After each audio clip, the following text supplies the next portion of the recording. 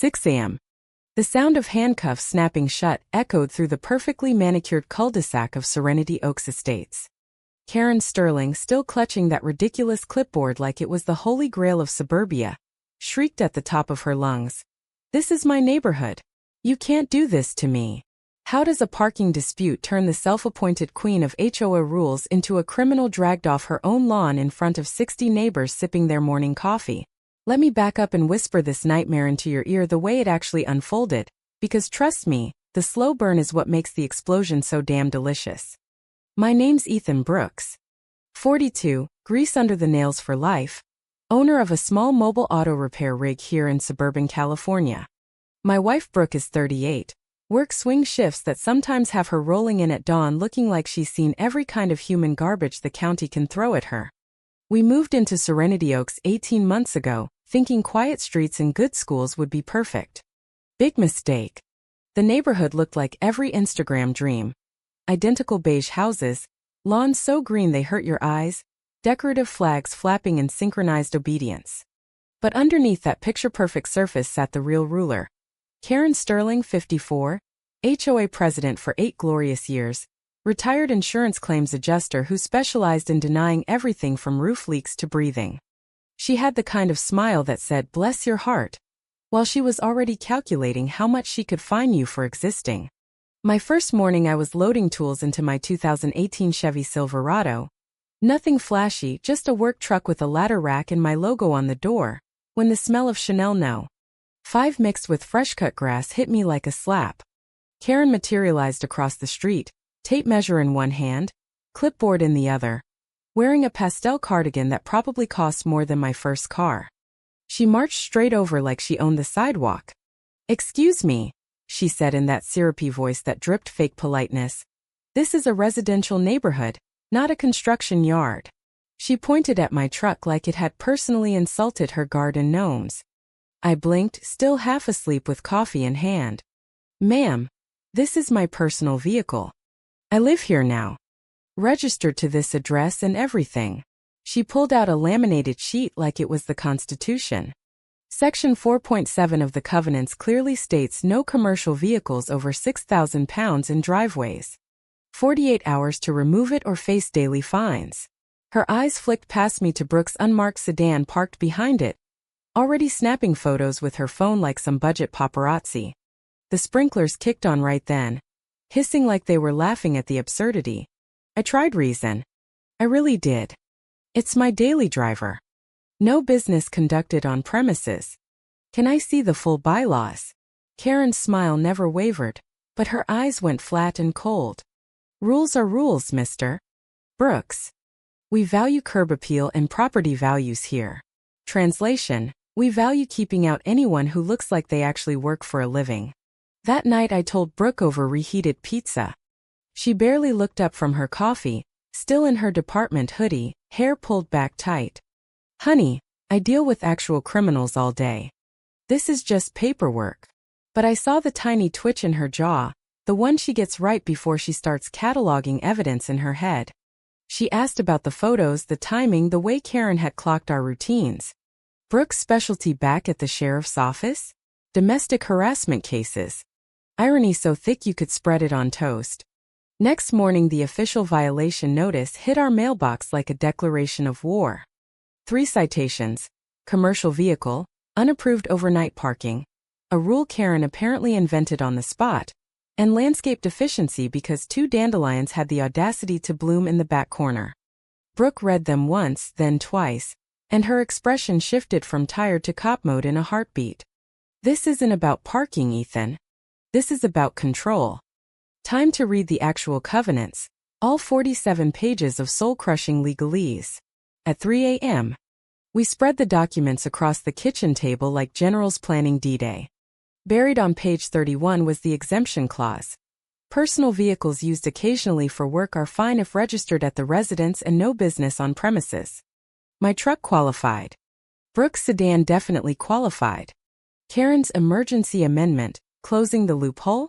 Never properly noticed, never properly voted. Illegal as a $3 bill.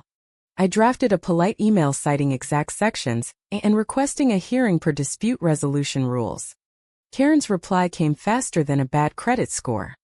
Emergency board meeting called at her house. No proper notice, no quorum, just her and 2 lapdogs nodding along. They passed the amendment anyway. The smell of desperation was stronger than the potpourri in her foyer. I started knocking on doors. Old Mr. Delgado 2 houses down opened up with a knowing chuckle. Welcome to the Karen Treatment Club. She ran out 3 families last year. Newer folks, working families, anyone who didn't drive a least luxury SUV. He showed me a folder thick as a phone book. Citations for kids' toys, motorcycles, even one for excessive American flag size. Pattern clear as day. New residents, blue-collar jobs. Anyone who didn't fit Karen's vision of quality people. Brooke got home that night, saw the folder and poured herself a fresh cup. Systematic targeting. I've seen abusers use the same playbook. Overwhelm with paperwork, isolate, make you question your sanity. Except she's doing it with bylaws instead of fists. She agreed to come to the hearing as the supportive spouse. No badge, no title. Just quiet observation. The hearing was at Karen's house. Intimidation 101. She answered the door in full corporate battle armor. Navy blazer, pearls, that condescending smile that screamed I'm about to ruin your week. Living room set up like a courtroom. Folding chairs facing her mahogany desk. She opened with printed photos of my truck, timestamps, even shots of Brooke coming home at 2 a.m. Anonymous complaints, she declared, shuffling papers theatrically. Residents worry about declining standards. I asked to see the complaints. Karen flushed. Confidential, of course. Sure they were. I laid out the bylaws, the exemption, the illegal amendment. Karen bristled. Some people simply don't understand how civilized neighborhoods operate. Brooke's eyes narrowed, but she stayed silent. Then Karen dropped the fake property survey claiming my truck encroached on a utility easement. Brooke finally spoke, voice calm as still water. Could I see the documentation for that survey? Karen snapped. Who are you to demand anything? Big mistake. Brooke just smiled that small professional smile. Property surveys are legal documents. Falsifying them is fraud. The temperature in the room dropped 10 degrees. Karen doubled down. Maybe this neighborhood isn't the right fit for certain types. The silence was deafening. I requested 48 hours to consult counsel. Karen smirked like she'd already won. Good luck finding an attorney for this petty nonsense. Outside, Brooke's voice was ice. She just committed fraud with that survey. Discriminatory language on top. This crossed from civil to criminal the second she said, certain types. We didn't know it yet, but Karen had just started digging her own grave with a diamond-studded shovel. The next weeks turned Serenity Oaks into a low-budget surveillance state. Every dawn Karen appeared like clockwork, tape measure swinging, heels clicking on the sidewalk like a metronome of misery. She timed her inspections perfectly with Brooke's sleep schedule. Loud phone calls right outside our bedroom window at noon, heels clacking like castanets. Just documenting compliance, she'd chirp if I stepped outside. Yeah, compliance with her personal vendetta. Certified letter arrived threatening a lien on our house for cumulative violations. Brooke read it over coffee and actually laughed, the dark kind of laugh that makes your stomach twist. HOA liens require specific legal steps. She's threatening something she has zero authority for. Classic bully move. Then came the scratches down the side of my truck, and 2 nails under the rear tires one morning. No proof, but the timing screamed Karen. We installed cameras that weekend. Next morning the footage showed Karen at 6:47 a.m. prowling our driveway with her tape measure, measuring the exact distance from my truck to the property line like she was casing a bank. Brooke watched it twice, then said quietly, "This is stalking. Pattern harassment with surveillance. I've arrested people for less." She started digging public records, old property files. Turned out Karen had lived in 3 different neighborhoods in the last decade. Each one showed the same pattern, rapid turnover of houses near hers. And guess who kept buying those distressed properties at bargain prices? The HOA treasurer Reginald Baxter through shell companies. Property values dipped every time a problem family fled. Then skyrocketed once Reg flipped the houses. Brooke spread the printouts across the table. This isn't random. This is coordinated real estate fraud using HOA rules as cover. Target working families, minorities, anyone who doesn't fit the pearl necklace crowd. Harass until they sell cheap, then profit. Textbook racketeering. The reserve fund was mysteriously $28,000 short too. Payments to companies tied to reg at inflated prices. The harassment went nuclear. Karen filed a county code enforcement complaint claiming I was running a full garage from our driveway. Inspector showed up while Brooke was sleeping. Karen helpfully guided him, pointing at my tools like they were biological weapons. Inspector found nothing, then noted Karen's unusual involvement in his report. When he refused to write her up, she lost it. Are you people blind? The inspector just raised an eyebrow. Ma'am, mind your own business. Brooke's cop brain went into overdrive. She started logging everything, timestamps, photos, neighbor statements with military precision. If she escalates to actual crime in my presence, I drop the civilian act. Then came the personal attack. Karen pounded on our door at 2 p.m. while Brooke was dead asleep after a brutal night shift. Emergency inspection. Suspicious activity reported. She tried pushing past Brooke in her robe. Brooke's voice stayed level. This is private property. Karen sneered.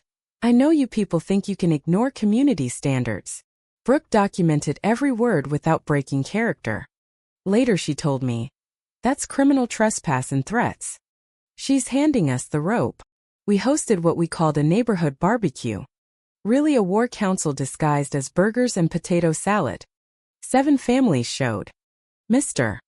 Delgado brought decades of teaching experience and a folder of past victims. The young nurse across the street contributed medical logs of stress-induced migraines in her kids. Everyone had stories, motorcycles cited, flags wrong size, kids' bikes left out for 30 seconds. We spread evidence on the patio table like a crime board. Brooke, still undercover, taught evidence preservation without ever mentioning her badge. Timestamps, originals separate from copies. Delgado poured over the financials. 47 grand in no-bid contracts to regs companies. Straight embezzlement. We built a 3-phase plan. Document everything, pack the next public meeting, and if Karen crossed into crime, Brooke would act. Meanwhile, Karen panicked. She tried canceling the meeting on security grounds, sent cease and desist letters threatening lawsuits for defamation. She even filed a false police report claiming I'd threatened her, complete with fake witness statements from her lapdogs. My cameras caught the vandalism. A figure in dark clothes pouring sugar into my gas tank at 3 a.m. Too grainy for ID, but the pattern was obvious. Brooke's colleague took the report and muttered, "This looks like part of something bigger." The night before the big meeting, Karen went full dictator. She scheduled a competing emergency session at her house with limited seating, sent notices only to her supporters. She contacted local news claiming she was the victim of an extremist takeover. Reg backed her with independent verification that was about as independent as a mirror. We held our ground. California open meeting laws don't bend for Karen's feelings. Flyers went out legally. Video equipment was ready. The community showed up in force. Karen arrived early with her entourage, trying to block the community center door. This meeting is out of order. Delgado, now temporary chair by vote of the room, smiled sweetly. Ma'am, you have no authority here unless the homeowners elect you chair. The vote was 55-5. Karen's face went the color of spoiled milk. Her slideshow was pure theater, protecting our community from lawless elements. Photos of my truck, Brooke's car, kids' toys. These people are destroying property values. The crowd murmured. Then it was our turn. I stood up and walked through the timeline, dates, photos, illegal amendments, surveillance footage playing on the big screen. Gasps rippled through the room when neighbors saw themselves on camera being stalked. The nurse presented medical records. Anxiety attacks in children, sleep disorders, one elderly resident's blood pressure spike that landed him in the ER. This isn't enforcement, she said quietly. This is abuse. Delgado dropped the financial bomb. $47,000 funneled to regs companies, reserve fund looted, pattern of forced sales across 3 neighborhoods. The room sounded like an angry beehive. Karen shot up, fingers shaking. You people don't belong here. I know where you live, what cars you drive, what time you come and go. I will make life hell for anyone who challenges legitimate authority. That was the moment. Brooke stood slowly in the third row, voice cutting through the chaos like a blade. Ma'am, I'm Detective Lauren Callahan, Riverside County Sheriff's Department. You just made criminal threats in front of 60 witnesses. She held up her badge high enough for the cameras to catch every sparkle. Karen's face cycled through every traffic light color in 3 seconds. This is entrapment. You can't spy on law-abiding citizens. She started screaming about conspiracies while Brooke calmly read her rights. Handcuffs clicked. The most beautiful sound I've ever heard. As Karen was let out still shrieking, the room erupted in applause. Delgado called for an immediate vote of no confidence. Unanimous. Reg tried to slink out the back but ran straight into backup officers Brooke had quietly summoned. Margaret, the secretary, broke down crying and offered to flip on everyone for immunity. Channel 7 News arrived in time to film Karen being stuffed into a patrol car. The video went viral. HOA Karen arrested by the deputy she harassed. National outlets picked it up. Within 30 days we held new elections. Delgado became president, the nurse treasurer, and somehow I ended up secretary, the guy whose truck started the whole revolution. We rescinded every bogus rule Karen invented. No more measuring grass to the quarter-inch. No more approved flag colors only. The reserve fund was audited. Stolen money recovered. Reg pled guilty to fraud and lost his license. Karen pled to criminal threats, harassment and false reports. 18 months probation. 200 hours community service at a legal aid clinic helping families fight abusive HOAs. The irony was so perfect it should come with a bow. Brooke's sleep finally returned to normal. My shop actually boomed after the publicity. Customers loved the guy who took down clipboard tyranny. The neighborhood became an actual community. Monthly transparency meetings, annual audits, a scholarship fund from the recovered cash. We planted a community garden where Karen used to prowl with her flashlight. Crime dropped to zero once word spread a detective lived here. Property values rose. Turns out real community beats fear-based rule every single time. 3 families who'd been ready to sell stayed. 2 new ones moved in specifically because they heard about the takedown. 6 months later Channel 7 did a follow-up. The contrast between Karen's reign of terror and our cooperative vibe made for killer TV. Even her old insurance company reached out. Turns out her HOA games were warm-up for bigger fraud schemes the FBI is still chasing. Sometimes the bully never sees the quiet neighbor quietly building the case. Sometimes paperwork and patience beat power every time. And sometimes justice doesn't just get served, it gets served with handcuffs and a viral video. So here's the question that keeps me up at night, and I want you to answer honestly in the comments. Karen was just enforcing the rules to protect property values, or was the real crime the entire HOA system that hands out godlike power to petty tyrants and then acts shocked when they abuse it? Who was truly in the wrong here, the woman with the clipboard or the system that let her rule for 8 years? Drop your take below. I read every single one.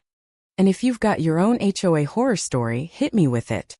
Next week we're diving into the city council member who thought bribes were just consulting fees. You're not going to want to miss that train wreck. Where are you watching from? Let me know. Stay safe out there, your neighbor might be taking notes.